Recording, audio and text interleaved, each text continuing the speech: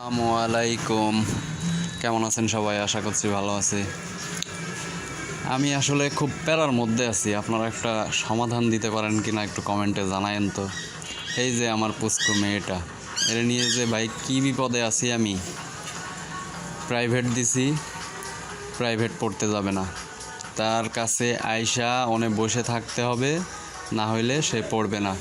তার কথাই স্পষ্ট যে তোমরা যদি এইখানে বসে থাকো তাইলে আমি পড়বো ওস্তাদজির কাছে, নাইলে আমি পড়বো না।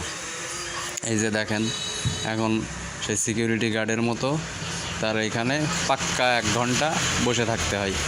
হয় আমি, নাইলে আমার ওয়াইফ, যে কেউ বসে থাকতে হবে, নাইলে সে পড়বে না। তো অনেক বোঝায় ভোলায়ে ভালায়ে এটা ওটা কিনে দিয়ে তারে আস্তে আস্তে চিন্তা করতেছি যে অন্তত কিভাবে তারে পড়ালেখায় মন বসানো যায়। সে যেটাই আবদার করে চেষ্টা করি সেটা কিনে দিয়ে হইলেও যাতে তারে লেখাপড়ার দিকে মনোযোগী করা যায়।